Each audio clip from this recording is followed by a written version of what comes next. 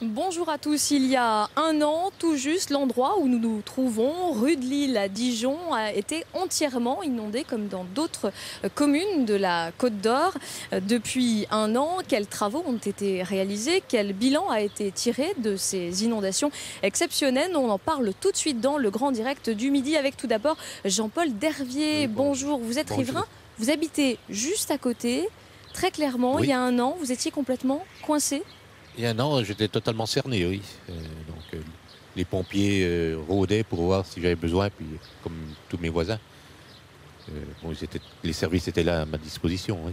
Je ne pouvais pas sortir ma voiture du parking, c'est sûr.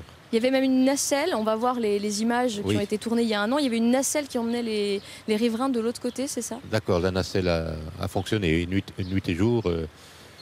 Ça a aidé beaucoup de gens. Moi, par contre, je n'aurais pas pu la prendre. Vous étiez impressionné? Vous avez eu un peu peur? Ah oui, le bruit de la rivière, la nuit qui a précédé, là. Puis le lendemain, la grosse surprise, le samedi matin, 30, 40, 60 cm d'eau montait dans la rue de Lille et dans la rue d'Alger. C'est vraiment impressionnant, on se demande quand ça va s'arrêter. Depuis, la mairie a fait des travaux. Juste derrière nous, il y a un mur, un bâtard d'eau. Donc, c'est-à-dire qu'en fait, le mur, on peut ériger un véritable barrage en quelque sorte. Est-ce que ça vous rassure? Ça, c'est la prévention, c'est très intéressant. Ça rassure beaucoup de monde, c'est certain. On va voir la prochaine fois jusqu'où la louche peut monter. On verra si ça... C'est normal que la ville fasse quelque chose, si ça marche. Comme toutes les autres communes. La ville, justement, Michel Julien, vous êtes conseiller municipal en charge des questions de sécurité civile. C'était normal, comme le dit monsieur, que la ville de Dijon fasse quelque chose pour éviter les dégâts? Mais bien entendu, nous avons pris conscience que les riverains ont beaucoup souffert pendant cette période et nous avions déjà réalisé quelques travaux auparavant, mais nous avons accentué, nous avons agi dans les 3 domaines de la prévention, de l'action et, disons, de la guérison. C'est-à-dire que dans les travaux que nous avons effectués, il y a eu des travaux en aval du lac Kyr. Donc il y a ce mur aussi qui peut se fermer, je rappelle, parce que là on voit que c'est grand ouvert. Mais en fait, ça se ferme avec des lames de métal. Ça, c'est le dernier des travaux que nous avons réalisés, qui a été inauguré la semaine dernière par le maire de Dijon. Mais nous avons construit une digue près de l'hôpital de la Chartreuse. Nous avons surélevé les berges de louche dans le square, justement, rue de Lille. Et très rapidement, en cas de problème, il y a aussi des passerelles, c'est ça? Et nous avons acheté des passerelles de façon à éviter justement ce qui s'est passé l'an dernier. C'était bien, mais avec les passerelles, ça permettra d'agir beaucoup plus efficacement auprès des riverains et de leur permettre de vaquer à leurs occupations. Messieurs, merci beaucoup. On le disait en préambule, il n'y a pas que Dijon qui a eu les pieds dans l'eau. De nombreuses communes également en Côte d'Or se sont retrouvées complètement inondées. Des communes et également beaucoup de champs qui sont retrouvés complètement immergés, complètement détruits. Avec moi, Sébastien Bachelu, bonjour. Vous êtes agriculteur au Maï. Racontez-nous un peu. Vous, l'année dernière, ça a été clairement la catastrophe pour vos récoltes? Oui, pour l'an dernier, à cette époque-là, tout ce qui était récolte sur la commune a été inondé. Donc surtout pour la culture de pommes de terre. Pour ma part, à moi, c'est 100%. Donc après, c'est un impact quand même important. Parce que pour les entreprises qui sont à côté, les transporteurs, tout ça, donc ça joue aussi pour eux.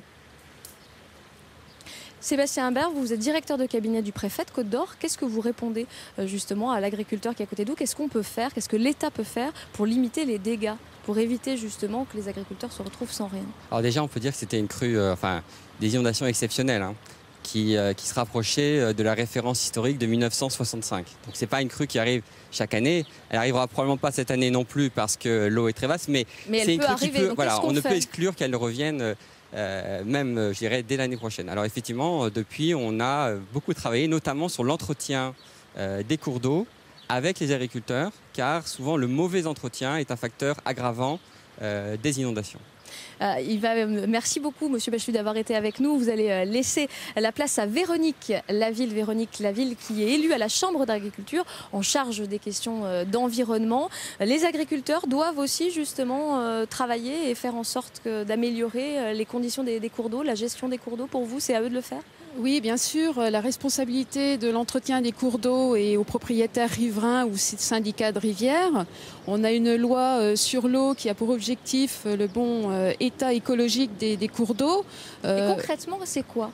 Ça veut dire nettoyer les fossés, c'est quoi? C'est-à-dire déjà enlever toutes les arbres morts, les branches qui peuvent obstruer donc le bon écoulement de l'eau dans les rivières, toutes la flore invasive qu'il peut y avoir, de façon lorsqu'il y a excès d'eau, le lit majeur du cours d'eau puisse écouler normalement le volume d'eau. Sébastien Imbert, ça s'était pas fait ou c'était mal fait? Comment on explique qu'il y a eu autant de catastrophes finalement l'année dernière? Alors en fait, ce sont des sujets où il faut avouer, on ne sait plus vraiment qui fait quoi. Et la responsabilité est souvent partagée, et quand elle est partagée, elle est parfois diluée. Et en fait, le travail qu'on a mené avec la Chambre d'agriculture, c'est notamment de bien déterminer les responsabilités. Et en fait, l'entretien courant d'un cours d'eau n'a besoin d'aucune autorisation. Et les gens attendent parfois des autorisations dont ils n'ont pas besoin. Donc ce qui est important, c'était de bien définir qui peut faire quoi. Et l'État, qu'est-ce qu'il peut faire? Parce qu'on a compris qu'il y avait les agriculteurs, on a vu aussi que les villes aussi étaient également partie prenante, mais l'État, qu'est-ce qu'il fait? Nous, on a mené un travail très important depuis un an dans la connaissance du risque d'inondation. Car effectivement, très souvent, on voit des lotissements construits dans des zones qui sont des zones inondables. Alors la connaissance, peut-être qu'elle n'existait pas. Depuis un an, on a travaillé sur ce qu'on appelle les plans de prévention du risque d'inondation et on peut dire qu'à la fin de l'année, on aura une couverture de près de 100% sur la connaissance du risque d'inondation. De l'information. Est-ce que pour vous, c'est suffisant très rapidement, Madame Laville? Il y a un travail avec l'administration et la profession agricole, donc FDSEA, Chambre d'agriculture, pour une clé de détermination d'un cours d'eau, savoir si c'est un fossé, donc sous la responsabilité des agriculteurs, et savoir si c'est un cours d'eau où là, il peut y avoir une demande d'autorisation à réaliser. Donc on a bien compris, il y a encore des choses à faire et vous travaillerez en tout cas de concert. Merci à vous de nous avoir suivis. Tout de suite, la fin du journal.